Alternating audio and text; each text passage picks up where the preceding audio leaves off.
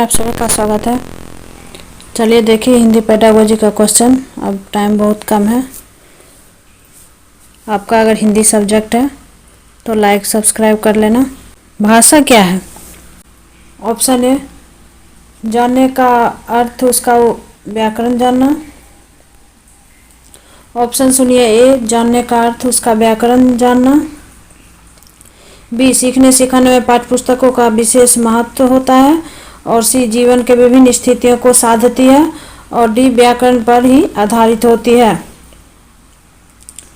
जांचने का अर्थ, उसका व्याकरण जानना, ये रोंग है और ये भी रोंग है, ये भी रोंग है। इसका सही आंसर हो जाएगा ऑप्शन सी, जीवन के विभिन्न स्थितियों को साधती है।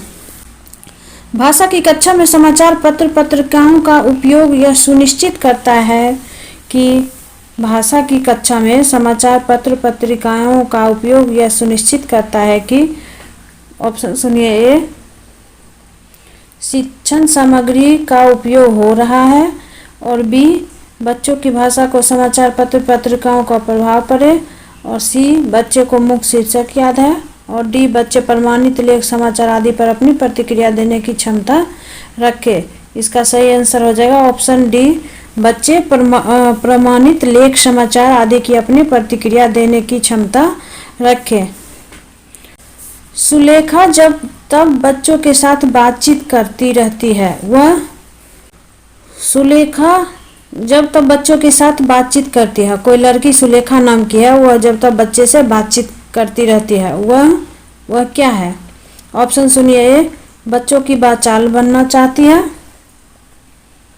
बच्चों की बाचाल बनना चाहती है। बी सदैव बच्चों की परीक्षा ले रही है।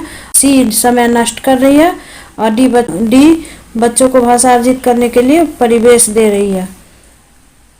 सही आंसर इसका हो जाएगा ऑप्शन डी, बच्चों को भाषा अर्जित करने के लिए परिवेश दे रही है।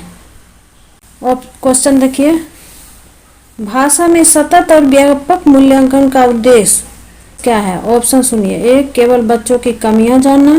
बी केवल यह जानना कि बच्चों को कितना सीखा। सी बच्चों को उत्तीर्ण अनुत्तीर्ण श्रेणी में रखना। और डी बच्चों द्वारा भाषा सीखने की प्रक्रिया को जानना समझना। इसका सही आंसर हो जाएगा ऑप्शन डी, बच्चों द्वारा भाषा सीखने सिखाने की प्रक्रिया को जानना और समझना भाषा की सतत व्यापक मूल्यांकन का उद्देश्य। सतत और व्यापक मूल्यांकन का उद्देश्य है बच्चों द्वारा भाषा सीखने की प्रक्रिया को जानना। सस्वर पठन का मुख्य उद्देश्य। सस्वर पठन का मुख्य उद्देश्य क्या है? ऑप्शन सुनिए ए मौन पठन करना। बी बच्चों को पढ़ने संबंधी झिझक को समाप्त करना। और सी बोल कर पढ़ना। और डी द्रुत गति से पठन करना। इसका सही आंसर हो जाएगा ऑप्शन बी, सस्वर पठन का उद्देश्य है बच्चों को पढ़ने संबंधी झिझक को समाप्त करना। इसका बी आंसर सही है।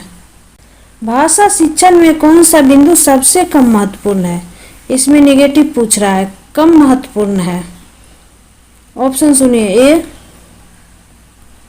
भाषाई अभ्यास। बी भाषिक परिवेश। सी पठन सामग्री। और डी परीक्षाएं। भाषा शिक्षण में इसमें कम महत्वपूर्ण पूछ रहा है। इसका सही आंसर होगा ऑप्शन सी, पाठ सामग्री। सतत मूल्यांकन का एक निहितार्थ है। सतत मूल्यांकन का एक निहितार्थ है। ऑप्शन सुनिए, बच्चों के भाषा प्रयोग का निरंतर अवलोकन करना। बी बच्चों की परीक्षा संबंधी भय को समाप्त करना। सी प्रतिदिन परीक्षाएं लेना और डी हर महीने परीक्षाएं लेना। इसका सही आंसर हो जाएगा ऑप्शन ए, बच्चे के भाषा प्रयोग को निरंतर अवलोकन करना। क्वेश्चन आगे देखिए, भाषा की आधारभूत कौशल। भाषा की आधारभूत कौशल क्या है? ऑप्शन ए क्रमबद्ध रूप से चलते हैं। और बी हमेशा अर्जित किए जाते हैं। और सी सर्वथा पृथक हैं। और डी अंतः संबंधित होते हैं। इसका सही आंसर होगा हमेशा अर्जित किए जाते हैं। सही आंसर इसका बी हो जाएगा। शिक्षक को स्वयं की भाषा प्रयोग की कुशलता है। शिक्षक जो है उसको स्वयं की भाषा प्रयोग की कुशलता है। ऑप्शन सुनिए। ऑप्शन सुनिए। ए, बच्चों की भाषा प्रयोग के लिए आदर्श रूप प्रस्तुत करती है। बी, बच्चों के भाषा प्रयोग पर कोई प्रभाव नहीं डालती है। और सी, बच्चों को अलंकारिक भाषा प्रयोग के लिए प्रेरित करती है। और डी, बच्चों को भाषा के अनुकरण करने के लिए बाध्य करती है। इसका सही आंसर हो जाएगा ऑप्शन ए, बच्चों के भाषा प्रयोग के लिए आदर्श रूप प्रस्तुत करती है। भाषा अर्जन और भाषा अधिगम में महत्वपूर्ण अंतर। भाषा अर्जन और भाषा अधिगम में महत्वपूर्ण अंतर इस चारों में कौन है? ऑप्शन सुनिए। ए, भाषा का कठिनाई स्तर। भाषा का कठिनाई स्तर। बी, भाषा की पाठ्य पुस्तक। और सी, भाषा सीखने सिखाने की पद्धति। और डी, भाषिक परिवेश की उपलब्धता।